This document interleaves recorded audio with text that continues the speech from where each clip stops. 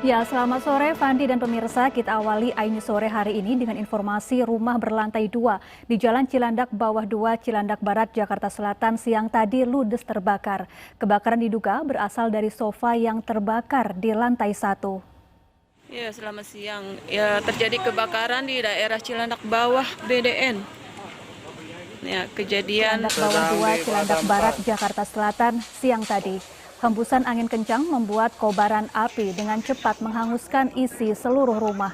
Diduga api berasal dari salah satu sofa yang terbakar di lantai 1. Kemudian api merambat ke lantai 2. Menurut keterangan saksi, api tiba-tiba muncul dari lantai 1 rumah, kemudian melalap habis hampir seluruh bangunan. Tidak ada korban jiwa dalam peristiwa ini, sementara itu 8 mobil pemadam kebakaran diterjunkan ke lokasi.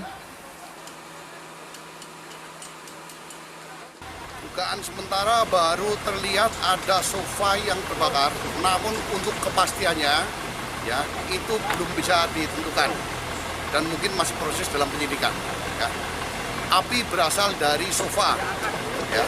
Entah sofa itu dari mana atau kena panas atau apa, ya masih dalam proses penyelidikan. Api awal dari lantai 1 dan merambat. Aksi tawuran antar pelajar terjadi di kawasan Tanah Abang, Jakarta Pusat. Yang memprihatinkan, mereka menggunakan senjata tajam untuk menyerang lawan.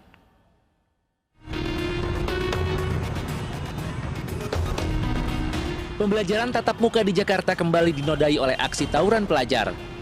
2 kelompok pelajar berseragam saling berkejaran di tengah jalan di kawasan Tanah Abang, Jakarta Pusat. Bentrokan tersebut bahkan mengakibatkan tersendatnya arus lalu lintas dan membuat masyarakat ketakutan. Di antara mereka saling melempar batu, mengacungkan celurit, serta petasan yang membahayakan keselamatan diri dan masyarakat sekitar. Diduga tawuran merupakan buntut susulan dari bentrokan sebelumnya yang dibubarkan warga di Jalan Majapahit, Gambir, Jakarta Pusat. Bawa saja nggak sih anak itu? Ada 10 lebih. Di sini ada 10 juga. Cuman yang bagusnya herannya kok warnanya sama gitu. Warnanya sama yang di sini sama, bungkus sarungnya sama. Kayak satu pabrik gitu. Warnanya pun sama, panjangnya sama. Cuman bedanya musuhnya aja yang lain. Nah, pisaunya celuritnya sama. Masyarakat berharap polisi melaksanakan patroli keliling guna mencegah tawuran susulan. Dari Jakarta, Rani Sanjaya, iNews melaporkan. Masukan saya Pak sebagai warga Tanah Abang. Di Tanah Abang ini hampir tiap malam Pak tawuran. Bisa kagak tuh dibikinin boxing gitu Pak yang anak-anak. Boxing maksudnya apa? Pertandingan tinju gitu? Tinju gitu Pak. Biar sekalian dia tahu tinju. Betul. Daripada 1 lawan 10 mendingan atu-atu Pak, ketahuan banyak konyol semua. Dibuatin ring gitu ya? Betul. Jadi anak-anak muda yang selama ini kan banyak yang nongkrong nih Pak. Jadi kalau malam minggu daripada nongkrong, ayo kita boxing dah gitu kan. Grup mana misalnya kebun kacang, kebun melati, kebun jahe gitu Pak. Jadi biar pada mereka ada kegiatan yang positif. Ibu di gang apa di Tanah Abang? Di gang Baswan rumah bukan? Betul. Bapak mau tahu. Saya dulu ke Polsek Tanah Abang, jadi tahu di mana tempat yang sering berantem. Makanya kalau bisa bikin Pak kita. Itu, tunjuk-tunjukkan itu. Betul, saya kalau boleh namanya juga boleh Pak. Kita kan ada dendam Pak, jadi biar ikutan gitu. Maaf ya Pak, kebiasaan mama Pak. Tawuran juga terjadi di Cengkareng, Jakarta Barat, Rabu lalu. Seorang remaja tewas akibat luka senjata tajam di kepala. Remaja tersebut menjadi korban salah sasaran saat mengendarai motor dan melintas di dekat kelompok tawuran. Nih tawuran nih, muka-mukanya nih. Tuh. Ada yang kenal nggak nih? Seorang remaja 15 tahun tewas akibat luka senjata tajam di kepalanya. Ia diduga menjadi korban salah sasaran saat melintas bersama 2 temannya melewati kelompok pelajar lain yang hendak tawuran. 16 pelajar SMP diamankan dan diperiksa di Polres Cengkareng. Polisi sudah mengantongi identitas seluruh terduga pelaku tawuran. Menurut saksi, penyerangan terjadi ketika 2 kelompok pelajar dari sekolah berbeda bertemu di pintu masuk perumahan Taman Kencana Cengkareng, Jakarta Barat, Rabu lalu. Saya pikir pelajar pulang sekolah. Taunya mau tawuran. Itu juga nggak tahu kan. Tapi sempat bentrok di sini? Enggak, cuma sekilas dia ngecer lawannya di situ. Mereka pergi. Saat dibawa ke RSUD Cengkareng, korban masih hidup, bahkan dalam kondisi sadar dan bisa berkomunikasi. Menurut keluarga, sebelum peristiwa terjadi, korban berpamitan untuk bermain PlayStation. Dari Jakarta, Miftahul Gani, iNews melaporkan. Pemirsa, hari ini ratusan jemaah umroh Indonesia diberangkatkan ke Tanah Suci. Para jemaah antusias sekaligus terharu bisa menunaikan umroh perdana di masa pandemi COVID-19.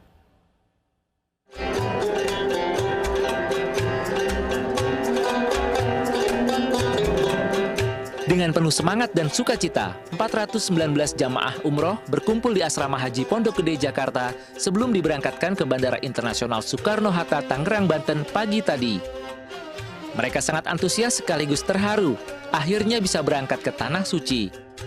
Hari ini merupakan keberangkatan jamaah umroh perdana di masa pandemi setelah lebih dari 1 tahun tidak ada keberangkatan jamaah dari Indonesia.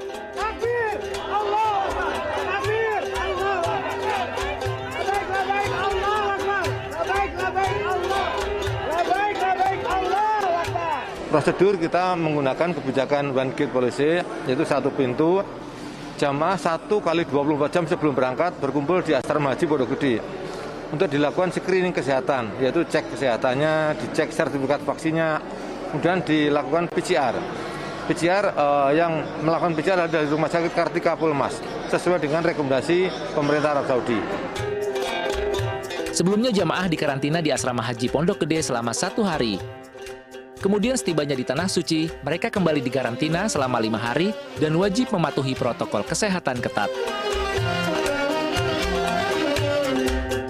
Dari Jakarta, Fikih Rian, Heru Triyuniarto, Rizky Solahuddin, iNews melaporkan. Ya pemirsa, kita menuju ke Bandara Soekarno-Hatta untuk melihat persiapan jelang keberangkatan jemaah umroh. Ada Camar Henda di Terminal 3 Bandara Soekarno-Hatta. Selamat sore Camar, apakah seluruh jemaah umroh telah diberangkatkan? Ya baik, selamat sore Syafa dan juga pemirsa. Hari ini merupakan hari perdana penyelenggaraan ibadah umroh untuk masyarakat Indonesia yang memang ini sempat tertunda beberapa tahun di masa pandemi. Dan memang tadi kami juga sempat mendapatkan informasi bahwasanya pada pukul 13.20 tadi ini sudah berangkat sekitar 423 jemaah yang menggunakan maskapai Lion Air JT1110 menuju Madinah. Adapun pada sore hari ini yang akan berangkat pada pukul 18.20 waktu Indonesia Barat, ini ada 80 jemaah yang menggunakan Qatar Airways. Dan memang tepat di belakang saya ini adalah sejumlah koper dari para jemaah dan memang saat ini jemaah sedang menunggu di Hotel Anara. Dan untuk sejumlah persiapan sendiri ini sudah dilakukan. Kemudian juga untuk umroh ini memang dilaksanakan 1 pintu ataupun one gate policy, di mana sehari sebelumnya ini mereka sudah berada di Asrama Haji Pondok Gede untuk menjalani serangkaian screening kesehatan, di mana untuk tes PCR sendiri juga dilakukan dan diwajibkan untuk berhasil negatif begitu. Kemudian juga tadi kami juga sempat berbincang bahwasanya nantinya para jamaah akan diarahkan menuju ke arah boarding pass dan sejumlah aturan, kemudian juga berkas-berkas ini sudah diserahkan langsung oleh pihak panitia dan juga untuk mengisi data IHEC internasional juga sudah dilakukan secara perwakilan dan nantinya akan dilaksanakan profiling dikarenakan untuk sejumlah berkas mereka seperti paspor dan juga visa nantinya akan dilihat kesesuaian antara wajah dengan paspor dan visa yang sudah dikumpulkan oleh pihak panitia dan juga pihak dari travel. Dapat kami sampaikan pula bahwasanya nanti setelah mereka berangkat dengan menggunakan Qatar Airways menuju Madinah, mereka akan menjalani untuk isolasi selama 5 hari sebelum 11 hari berikutnya diperbolehkan untuk melaksanakan ibadah umroh. Kemudian juga dapat kami sampaikan memang pihak dari pemerintah sendiri ini mencatat sebanyak 59.000 orang yang nantinya akan diberangkatkan di tahun ini yang memang sempat tertunda untuk menyelenggarakan ibadah umroh. Syafa. Ya, terima kasih Camar Henda melaporkan langsung dari Bandara Soekarno-Hatta, Tangerang, Banten. Pemirsa, pesinetron yang juga kekasih Dinda Kirana Naufal Samudra ditangkap polisi terkait kasus dugaan penyalahgunaan narkoba jenis LSD. Namun Naufal hanya dijadikan saksi lantaran saat ditangkap tidak sedang menggunakan dan tidak ditemukan barang bukti.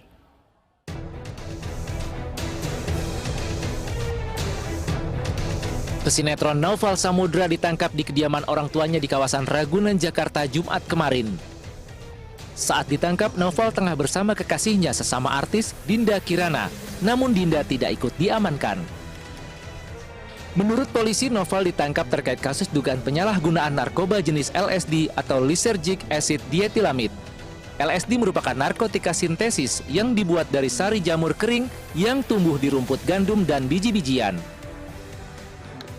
Yang bersangkutan memang sebagai pengguna, tetapi pada saat diamankan, yang bersangkutan tidak sedang menggunakan dan tidak memiliki barang bukti baik yang ada di dalam tubuhnya maupun di dalam rumahnya. Kemudian hasil tes urinnya juga negatif.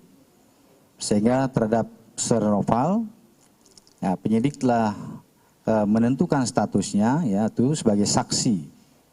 Kemudian langkah berikutnya adalah kita akan melakukan rehabilitasi kepada yang bersangkutan kepada rumah sakit atau RSKO yang ada di Cibubur. Karena udah mengingatkan saya kembali, memang sekarang posisinya saya sudah bersih dan karena ada kaitannya sama kasus kemarin, makanya saya diberi edukasi sama Polda Metro Jaya. Dan saya ingin berterima kasih sebesar-besarnya sama Polda Metro Jaya. Penangkapan Naufal terkait narkoba bukan kali pertama. Naufal pernah berurusan dengan polisi dalam kasus yang sama pada April 2020 lalu. Dari Jakarta, Nasta Syafrina, Dharma Pandularas, iNews melaporkan. Pemirsa, polisi terus menyelidiki dugaan ujaran kebencian yang menjerat Bahar bin Smith dengan memeriksa saksi dan ahli. Sementara Bahar Smith kini telah ditetapkan sebagai tersangka dan ditahan di Rutan Polda Jawa Barat.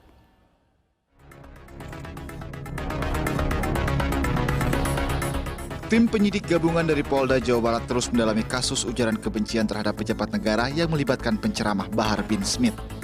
Menurut Kabid Humas Polda Jawa Barat, pihaknya telah memeriksa pelapor untuk dimintai keterangan. Pemeriksaan pelapor itu merupakan lanjutan dari pemeriksaan saksi-saksi dan ahli yang sudah diperiksa Polda Metro Jaya yang kini kasusnya telah dilimpahkan ke Polda Jawa Barat. Pada hari ini kita telah menerima pelimpahan berkas laporan polisi dengan nomor LP garing B garing 6146 garing 12 Romawi garing 2021 garing SPKT Polda Metro Jaya tanggal 7 Desember 2021 dengan pelapor Saudara HS tentang dugaan tindak pidana ujaran kebencian terhadap pejabat negara. Diduga dilakukan oleh Saudara BS yang saat ini dalam penahanan penyidik Polda Jawa Barat dalam perkara lain, sebagaimana yang rekan-rekan ketahui bersama. Selain ujaran kebencian terhadap pejabat negara, Bahar Smith telah ditetapkan sebagai tersangka dalam kasus ujaran kebencian lain. Penetapan tersangka itu dilakukan setelah Bahar Smith diperiksa penyidik lebih dari 9 jam pada awal Januari lalu. Untuk kepentingan penyidikan, Bahar ditahan di ruang tahanan Polda Jawa Barat. Tim Liputan iNews melaporkan.